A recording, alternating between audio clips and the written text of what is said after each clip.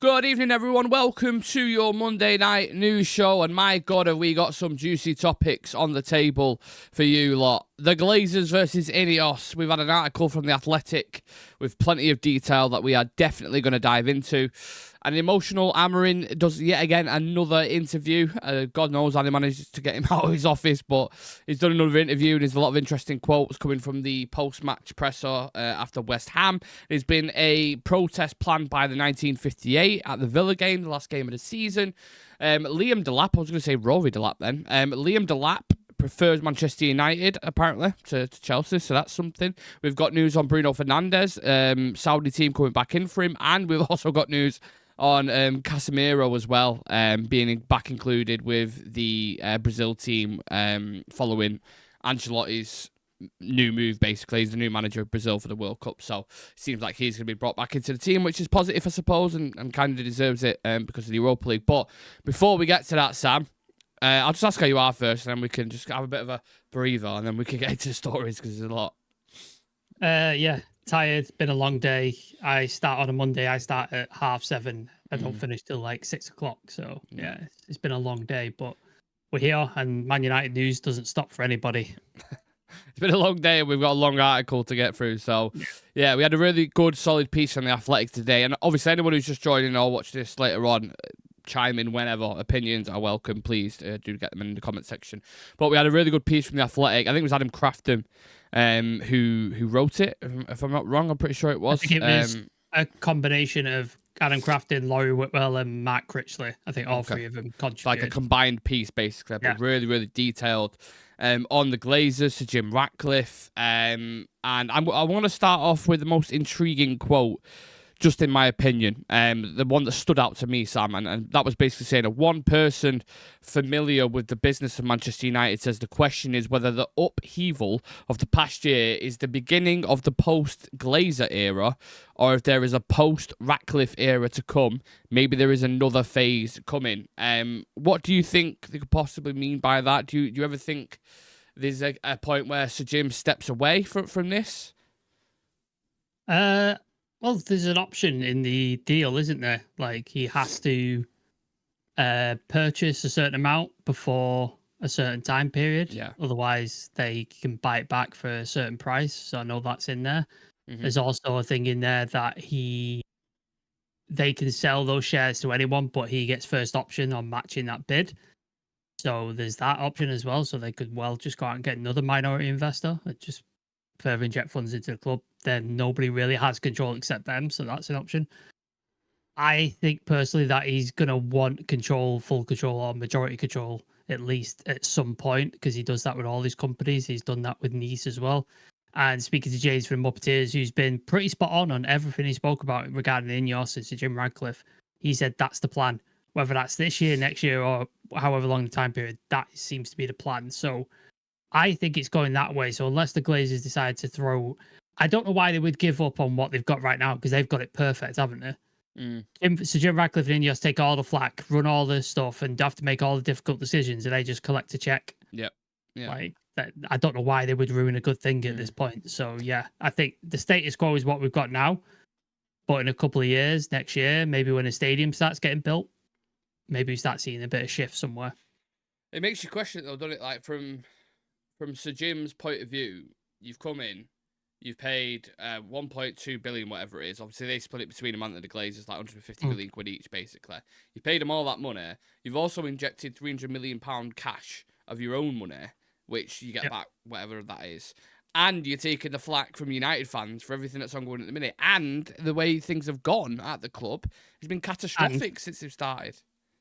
And you've had to make the difficult decisions in terms of letting people go, cutting certain things, and then people are having to go at you for doing it. When in reality, they had to make these. I don't know if they had to make all these decisions, but they had to make some of these decisions in order for the club to run effectively and cost effectively. Because the Glazers hadn't made any of these decisions over the last 10 years. So he's now taking the flak for that, when in reality, the Glazers are the ones who lit the fuse. He was just the one who had to press the plunger because it was already set up with all the dynamite around it, and he had no other choice. Well, what's interesting about this, it was noted as well that Sir Jim Ratcliffe's claim that Manchester United were at risk of going bust by Christmas did not sit easy with the Glazer family. He could have said much worse, couldn't he, Sam? Didn't James say there's like certain clauses about this discrepancy or disparity?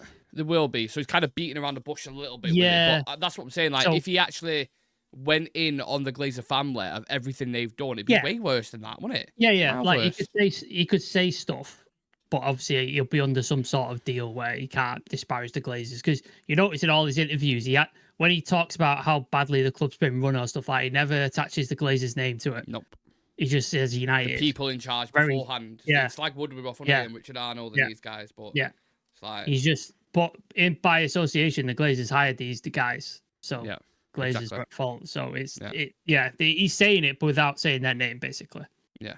It goes without saying as well, this kind of got added onto the bit. United's current debt pile stands at £731.5 million.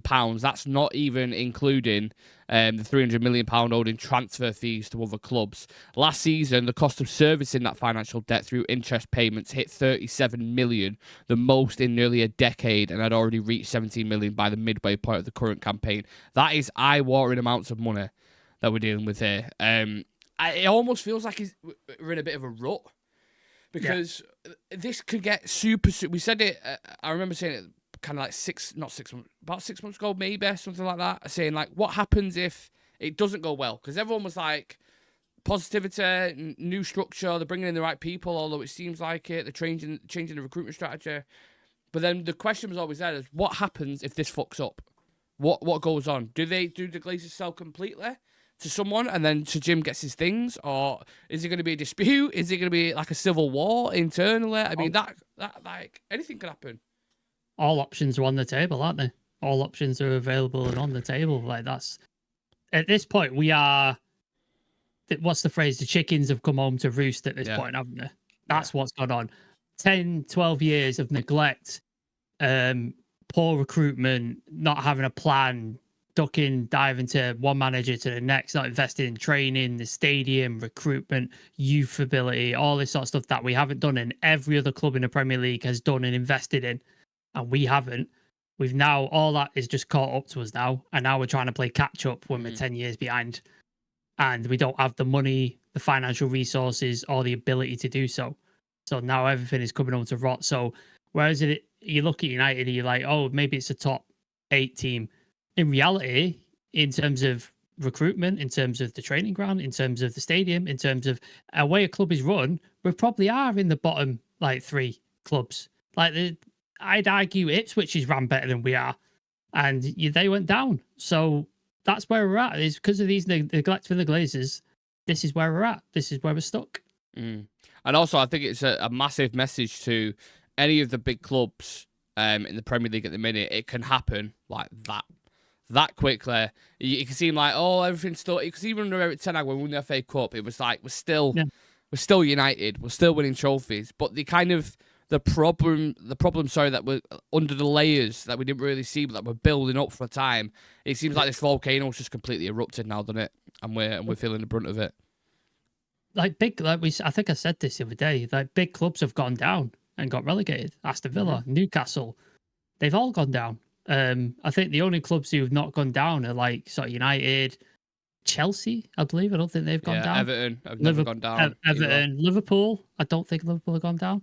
Don't know. So everybody else has gone down, like West Ham, Newcastle, Aston Villa, like everybody's gone. Do you think there could actually be a genuine chance that we go down? Absolutely. You telling me if we have a season like we had this season, next season, we couldn't go down? Oh, yeah. No, I'm not disagreeing. You know what I mean? I'm just curious to know whether you think we could. And you look at it as well, like back in the day, it was like you had to worry about maybe 4 or 5 teams. And if you didn't finish above them, the worst we did was 6th, 7th, maybe. That was the worst. And that was a catastrophe for United. Now the teams who are in like 7th, 8th, 9th, 10th, 11th, 12th, they've invested. They've got better recruitment. They've got better structure. They've got young, hungry, up-and-coming managers. So they've overtook you. So now you're looking at the bottom of the table with the people who just come up from the Championship. That's where you're looking. So that's the reality of the situation now. all the data as well behind signing players and stuff, and just in general for your club. I think we said like 20 years behind that. Mm-hmm. So this is the end of all the neglect for the last 20 years has just been built up like mold or tar or anything, and it's got to the point now where it's like, right, it's all just like fell at one point. It feels like that, doesn't it? That West Ham game for me, when that final whistle went, I just thought, oh Jesus, this is a long way back, a long way. If you just look purely at recruitment, like, the first good window we've had was last summer. That's the first good window we've had post Fergie, I would say. Was it good? I would say the players that we brought in, De Ligt, some of them. Player, Yoro, good player. Mazraoui, good player. Question marks over Xerxes. I think he's got positives and negatives. Ugarte, big question marks. Big fucking question marks. Cheeto, good signing. Heaven, good signing. I think that's a good window. Like, most players, really good players. I'm torn on the window. I'm really torn on it because I think... Tell me who didn't work out, apart from Ugarte. I think Xerxes a good player. Yeah. But if you would ask Amorims now... If you ask Amorims now, would you think he would take him in the system? Yeah, I don't think he would. Mazraoui is another one who's a phenomenal player, but does not suit the system, in my opinion, because when you play him at wing back, doesn't work. But he's a good player and he plays well in this team. Like, he gives everything. So I think that's a plus. De Ligt plus, Heaven plus, Cheeto plus. So before that, you look at Ten Hag signings. Højlund, disaster. Anthony, awful. Disaster. Awful. Onana, disaster. Yeah. Who else did sign? Lissandro. But Lissandro, injuries. Injuries have just been insane. And then Casemiro up and down. Been good in Europe, but as a Premier League signing, nah. Wages absolutely ridiculous. Like, just disaster after disaster there. Ollie, Sancho, disaster. Yeah. Like, he's just Ronaldo. Good player, and it was as good, but it was a disaster in terms of the way the club went and the PR and the fallout and all that sort of stuff. Disaster. Like, it's just, besides Bruno Fernandes, every signing we've made post Fergie has not worked. Not a single one of them, in terms of playing ability, in terms of bringing the club back up, in terms of the wages that we paid them, in terms of the length of contract, in terms of trying to sell them for a profit. Dan James is the only one we sold for profit. The only one. But I look at the level of players that we've got. I don't know if it's the case, and again, people who are watching live now, you tell me what you think, right? Do we overrate our players, or are they genuinely really, really shit? So, like the players you just mentioned there, for example, in the summer window, De Ligt, right? I think De Ligt's a good player. I think you think De Ligt's a good player. I know other people do. But is he a top class player? Because he's played a lot of games for United, and we've conceded a lot of goals. But is that Onana?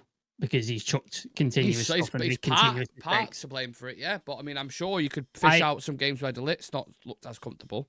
Do you know what I mean? But then is that in the midfield in front of him? Like we saw an example, Ugarte got pushed over. He just gave up, didn't he, yesterday? Yeah. Just didn't even get up. Mistakes is a big part of it. So big part of it.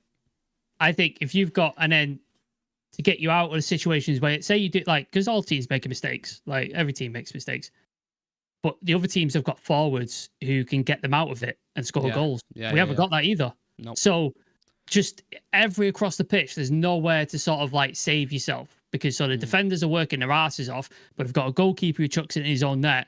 Ahead of him, they've got midfielders who are not physical enough, not mobile enough, and give up. And then they've got strikers who don't score goals. Yeah. They're fucked either way. Like, they're never going to look good, are they? They're always going to look terrible. We'll dive a little bit more into the squad kind of specifics when we get to the Amorims section, because there's quite a few quotes and emotional quotes coming out from him. But just back to that article, I thought it was worth noting as well. Last year's 14 D&I filing to the US Securities and Exchange Commission following the deal's agreement revealed Ratcliffe's £300 million investment was stipulated by the Glazers, who demanded a substantial primary investment as a condition of accepting his offer. Basically, they wanted to make up for the COVID-19 shortfall. Now, they think that this lends, or this is from The Athletic, and just in their opinion, that this lends credence to the theory that by having Ratcliffe invest amid a shallow pool of potential suitors, the Glazers have primed their minority partner to buy the club outright in the future. And a common theory amongst a lot of people. But there's still that confusion there that I don't know if that's I wouldn't put money on it. You know what I mean? If someone put a gun to me and said, "Do you think Ratcliffe's gonna have 100% ownership?" I'd be like, "No, I'm not betting on that. No chance," because I don't believe it. I don't see it. I think it's a possibility. How sort of far you look at it and how far you go at the possibility.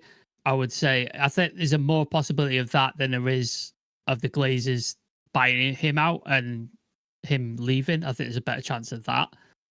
But I think because there's so much stuff behind the things that we don't know and they're not allowed to talk about. I think there's so much stuff that we're just purely speculating on and we don't know.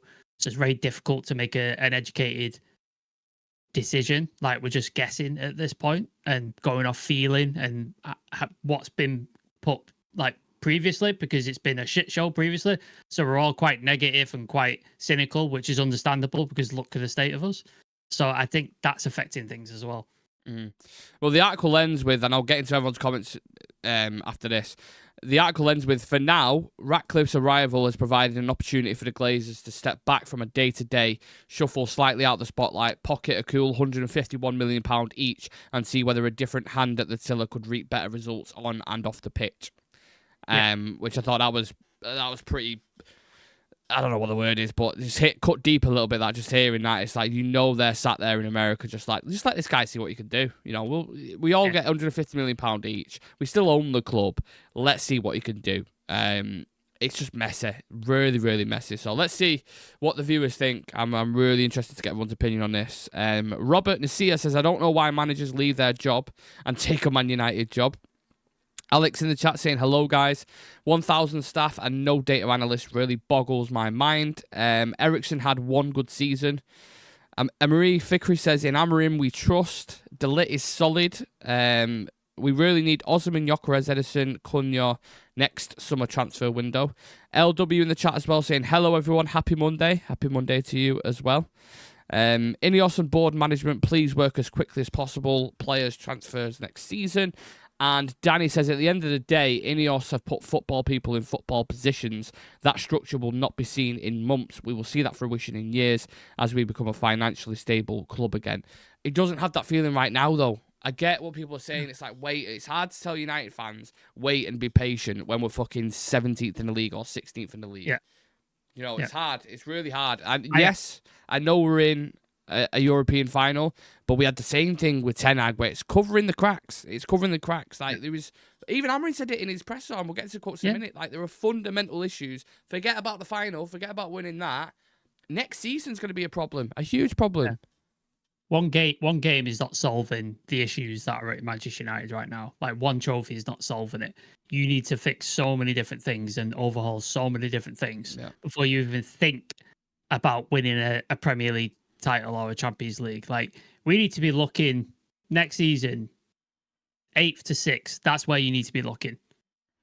Can't be looking at top 4 or challenging for titles. No, it's just not doable. No chance. It's not doable. And any fan who expects that, then get your head checked because it's not going to happen. Well, let's see what the manager thinks. We've got loads of quotes. Just a quick update on Lenny Yoro. He mentioned that he doesn't think it's a serious injury. He's going to assess him, but it looks like a small one. So I don't know if he's going to be available for the final or not. But how important will that be, Sam, if he is available, given his performances in Europe and how shit Lindelof's been? Yeah, no, absolutely. Like, we've got Chelsea on the weekend. Just don't play anybody important. Like, just play Lindelof, play kids, whoever. Don't play anybody important. It's just not worth the risk at this point, is it? We're finishing 16th, 17th, so just not worth the risk. I also don't. At the same time, I don't want to get battered off Chelsea. I don't care. Like the season, mate. I do. I can't. I don't care. I really don't care. I couldn't give a shit anymore. Like I really just don't. Oh, my dinner's arrived. Thank you so much. There we go. Express delivery. Service with a smile. I know. Yeah. I don't care at this point. I just couldn't give a shit, honestly. I'm sure there's some other fans who feel like you. You want to get battered and stuff like that. But to me, I don't care. I don't know if you want to dig into it, then I could read out some of these quotes whilst you're... read out some comments. I'll eat a couple. on the West Ham game, Amri said, we're not scared of losing the game as Manchester United. We don't have that fear anymore.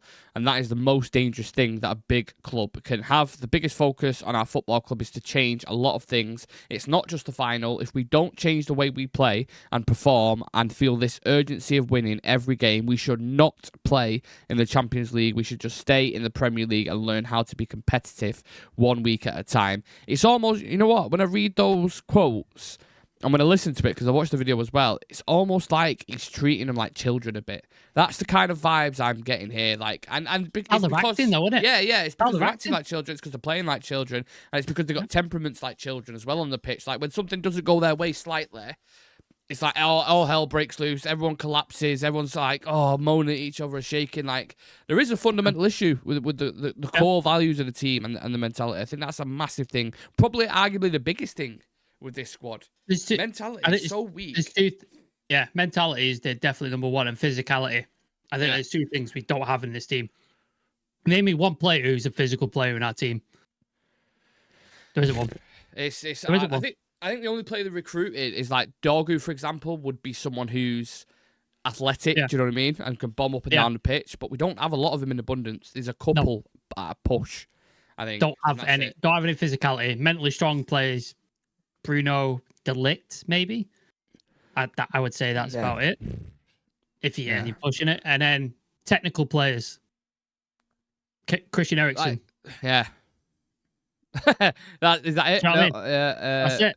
Bruno, you would include in that category, but no, I wouldn't put him in the technical ability because he's more about flicks and one touch and go. And I know what you mean by that. I think that's more of his style. I think technical on the ball. Ahmad's got it. Ahmad's got definitely ability in that.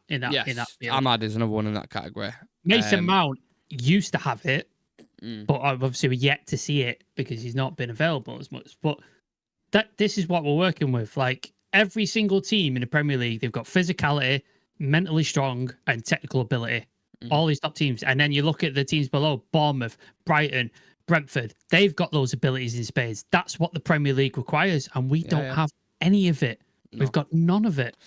On Amarin's future, we said the culture in the team, we need to change that, be really strong in the summer and be brave because we will not have a next season like this. If we start like this, we should give space to different persons. I feel embarrassed when looking at the Premier League table. For me, it doesn't matter if we win the Europa League because the problems are much bigger than that. Now, I dropped a video before on the YouTube, Insta and TikTok, and I just want to get your thoughts on this, Sam, and people watching it, if you agree with this and if there is anything that you would add on to it as well. So I thought, like, what's our main problems? So let's say 10 main problems at the club right now, right? In terms of on the pitch and how we perform. These are the things that are listed. We have a striker who can't score and is nowhere near the level required. Probably agree with that. A goalkeeper who doesn't fill anyone with confidence and has massive mistakes in his game. A group of players who's been recruited by different managers who don't suit the system. Aged players on high wages who we can't move on because of the price. A heavy reliance on Bruno Fernandes at times. Oh, Jesus Christ, yes. Not enough athleticism in the team, which we've just spoken about. Weak mentality when things get tough or we need some consistency in the league. Lack of leaders who have won recently. Not enough cover in important areas like wing-back, striker or midfield because when we need to rotate. Squad depth, Squad depth. And players leaving on a free who've mentally checked out. So your Lindelofs, your Eriksons and these kind of players. There's one I want to add to that. It occurred to me today. So obviously we're pushing for Europe and we're thinking, and if we win, we get into the Champions League, which means certain players' contracts, they get that Champions League wage, don't they? And it goes up. Casemiro. Is that why he's playing well now? Well, Sancho's coming back as well. Sancho's coming back in there because they're going to pay the compensation thing. So that's another issue. His wages are going to go back up as well if you get into the Champions League. But like it's poor recruitment, like that's a massive thing. I was just looking because Liverpool. I don't want to use City as an example because they had a massive cash injection from a sheikh, so like it's a different situation. But Liverpool were in a similar situation to us, fucking shite for years, middling around the table, not really doing much, winning a couple of cups. They won some Champions Leagues, but didn't really do much else. So the first window under Klopp, like listen to this. Obviously, there's some players here that weren't great, but others. So. Joel Matip, who, again, not great. Giorgio Wijnaldum, who was a mainstay of theirs for a long time. Good player. Mohamed Salah. Dominic Solanke, who he's playing all right now, but at the time for Liverpool, not great. Andy Robertson, mainstay of the team, has been from incredible. Hull City, like £10 million. Virgil van Dijk, who again mainstay of the team, absolutely at the back of the league. Thing. Yeah. Fabinho and then Alex Oxlade-Chamberlain. Was that in what window? Was that one window? That's 2017. Yeah. So one summer window they signed all them players. Oh no, so then Van Dijk was in January. Sorry. Right. Okay. But in one season, basically. Yeah. One summer window, all of those, and then Van Dijk in the January. So you look at that: Van Dijk, Robertson, Salah, Wijnaldum, and Fabinho. Yeah, all first teamers. That is the team. All first teamers were in the team for a long time. They won titles, won trophies, and everything like that. And then you look at the last sort of like the first window under like any of our managers, any of them great players and mainstays in the team. No. And you know what? Another thing to add on to that as well is the injuries that we've had. And I know every team goes through injuries and situations, but ours always seem to come at the most inconvenient times. Like, we always have players out when we need them. And we have injury-prone players anyway, like Mount and Shaw, who can't really play a full 90 minutes because it's too much of a risk. So how can you have a squad of players where it's like, oh, we can't even bring him in. We can't even play him for a half because his hamstrings might fucking snap. So that's another massive issue. According to Sky Switzerland, journalist Sasha ignore him. He's talk shit. Keane has already informed United he would be keen on joining the Amorims squad this summer. Oh, that's the most nonsense I've ever heard. Roy Keane, are you on about? No, I think it's Moise Keane. No, right. Stephen Still on that. I was just looking again. You look at when Klopp left, transfer window before he left, Cody Gakpo, Alexis McAllister, Szoboszlai, Gravenberch. Yeah. Again, mainstays, absolute spine in the team and their best players. But McAllister, imagine the difference McAllister would have in our team right now. But it's all about recruitment. He costs £35 million. 35 million. You don't have to cost that much. Mohamed Salah costs £43 million. Like, it's not difficult. If they're aiming for a top 6 finish next season, which is what got reported before, they're the kind of signings you're going to need to make to really push you back up into that top half to compete with your Villas and these kind of teams. Because even if you go and buy 5 players, right, that work out really, really well, which won't happen because it's very, very rare in terms of recruitment to get 5 players spot on. But if you go and sign 5 that are really, really good and become mainstays in the team, even then, you've still got problems because players like Dalot will still be at the club, but issues. The goalkeeper as well. Also, all the other teams around you are going to be recruiting as well, and they're going to get better players, so they're going to level up. So you best to do, you got to build slowly. So you need to improve, get top 6, then you bring in a couple more, you improve a little bit, and then once you start getting close to title challenges, that's where you start bringing in your superstars and the players who can win you titles and win you that sort of stuff. You have to go shop accordingly. Like Mohamed Salah, he was at Chelsea. Didn't really work. Went to Fiorentina, was it? I think. No, so Roma he went to. Roma. Mm-hmm. But he did play at Fiorentina as well, I'm sure. I think he might have gone on loan to Fiorentina. Maybe he went on loan. From Roma, I think it was.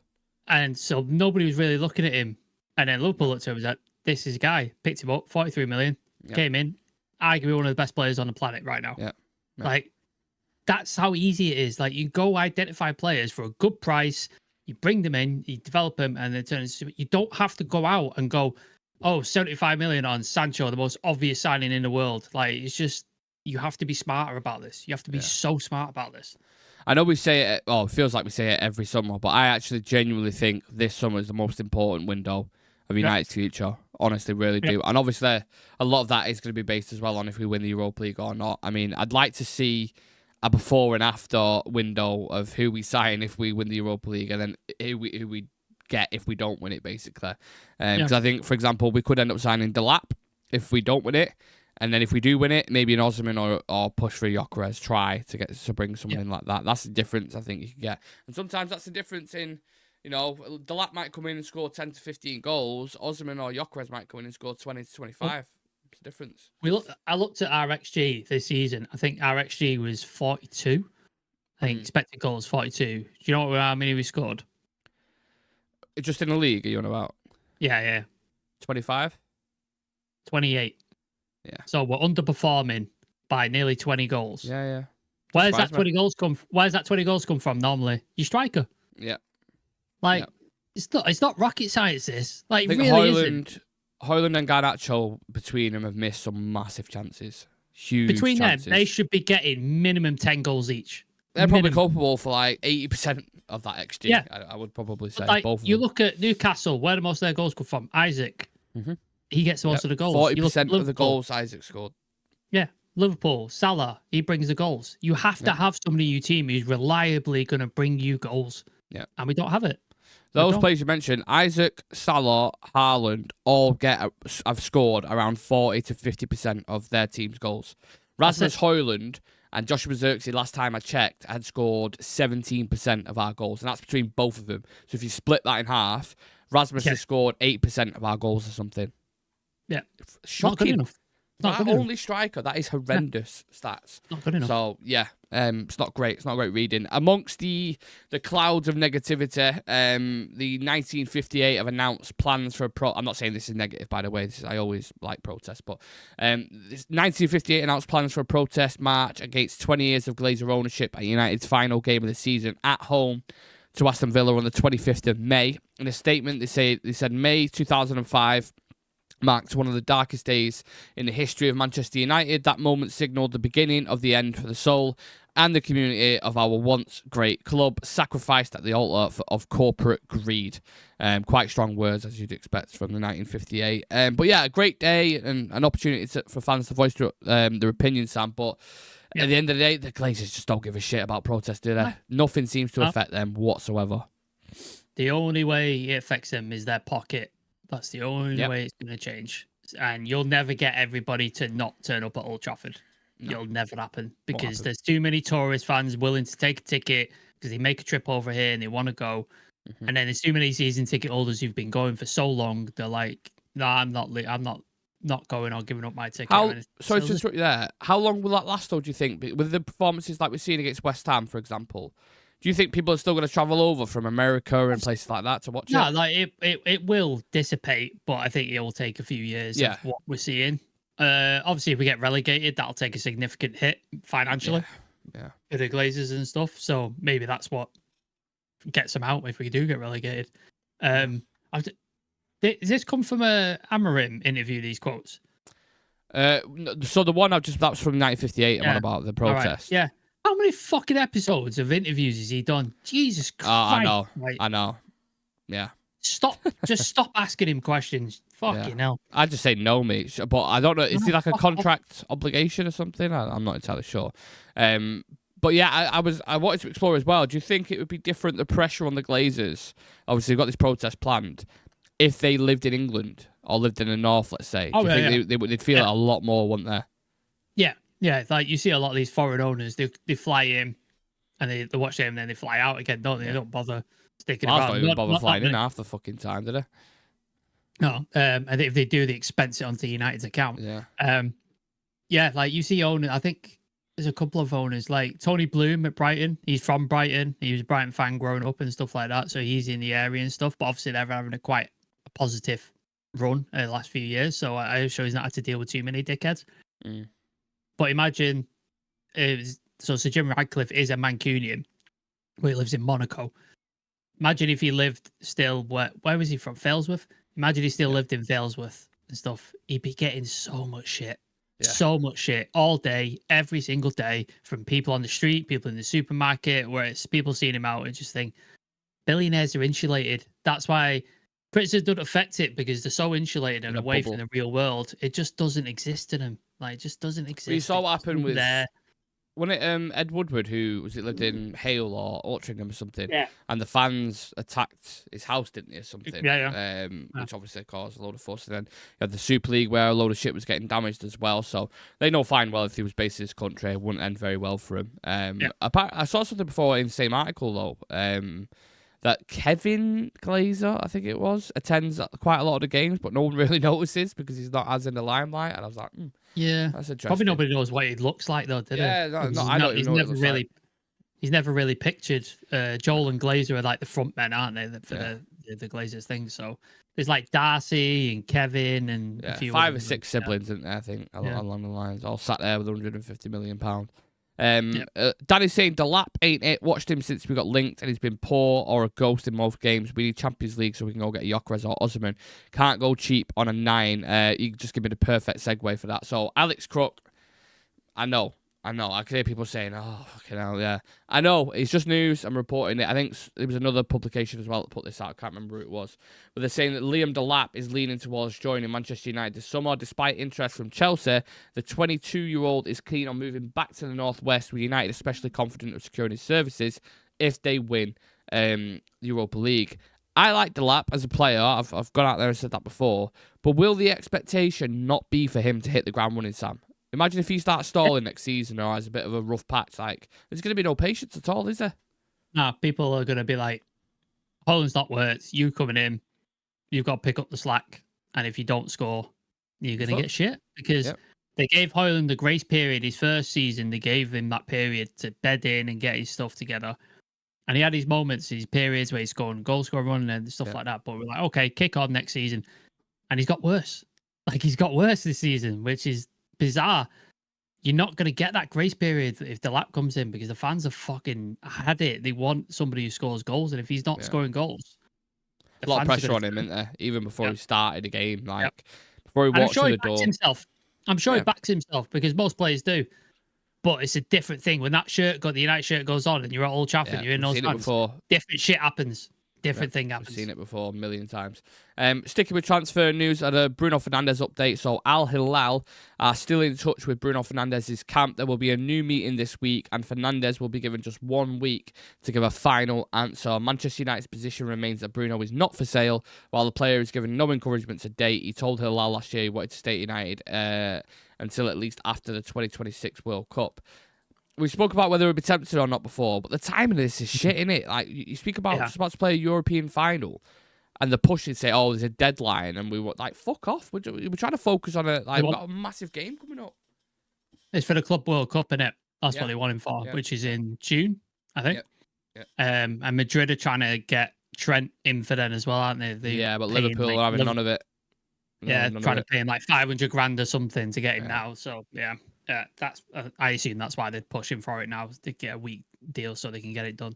Yeah, inconsiderate bastards. All, I mean, the timing of it is just because I do feel like I'm not saying it's because of that, but I do feel Bruno has gone slightly off the boil a little bit. Like, he obviously since January, I mean, by his standards, he'd been doing something every single game, and now the past couple of games, maybe he is tired. I mean, he's had a busy season, and also this guy's played 4,500 minutes this season. He's like second or third in the rankings of most minutes, so you can understand that.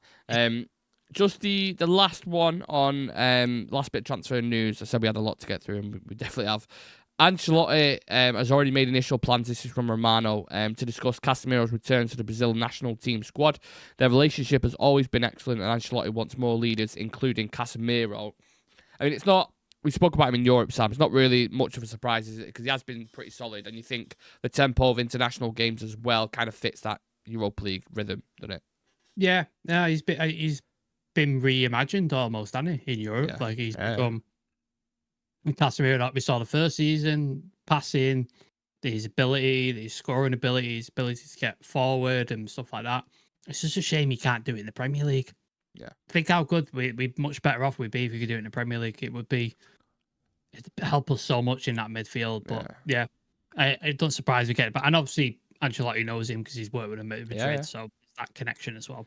Yeah, absolutely. And then we had the news of Xabi Alonso going to Real Madrid as well. And then that's all new shaping up there. A lot of teams in Europe at the minute looking promising. Inter Milan in the final. Barcelona looking like they're getting close to back to being the best. Like, incredible. They destroyed Madrid in El Clasico the other night. They beat Madrid. Madrid revamping. Going to be bringing new players. The Premier League, I mean, City is spending big. Arsenal is spending big. Liverpool is spending big. Just feels like, to kind of round everything off, it feels like United are right down there at the bottom, like in comparison to the big clubs.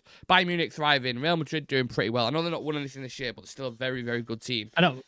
Madrid's standards are fucking insane, though, isn't it? It's like, you're not won the Champions League, you were shit. Get rid of the manager. Like, that's how their standards. Our standards are, don't get relegated. That's where we're at. Yeah, unfortunately. God knows over time how long this is going to take to improve. We have the game against Chelsea on Friday, which will have the preview on Wednesday dropping, and then the big one next week is that's kind of going to decide quite a lot. If we lose that, we play Aston Villa. There's going to be a protest on that game, and then we go into the summer. And I mean, such an important summer. I'm fascinated to see who they're going to bring in, who's going to get let go, what's going to happen with Ineos. Are there going to be any more additions? Yeah. Crazy times at United, and it does feel like we are certainly in a crisis. I put at the start of the show, rate Ineos' time in charge so far out of 10. 9% said 8 to 10, which is crazy. I'm surprised at that. 22. Are they on crack? Yeah, they're not United fans, I don't reckon. But or if you are, then at least give us a reason why you've gone for 8 to 10. I'd love to know. 21% put 5 to 8 out of 10. 30% said 3 to 8. Out of 10, and 39% said 1 to 3 out of 10. And over 30 people have voted on that. So, yeah, 1 to 3. It's not a great start for Ineos, Sam. No, I wouldn't agree with 1 to 3, but the people who put in 8 to 10, they're out of their fucking minds. Yeah, I think 3 to 8, around that realm, I would probably say personally. Just for me, but I don't know why. But it should be 3 to 5 rather than 3 to 8, I saw the poll and I was just like, why is there 8 in there? But anyway. Busy day. Anyway, I'll leave you at that. Enjoy the rest of your day, people. Please do smash a like on the video for us. We'll be back tomorrow around a similar time. So for any further updates on Bruno Fernandes, Liam Delap, any news stories around the Glazers, etc., they will all be on our Instagram in the bottom right hand corner of the screen. So drop us a follow on there and drop us a follow on X as well. And if you want more video content and footage and stats and kind of stuff, then follow us on TikTok, please, and subscribe to the channel, you wonderful people. See you in a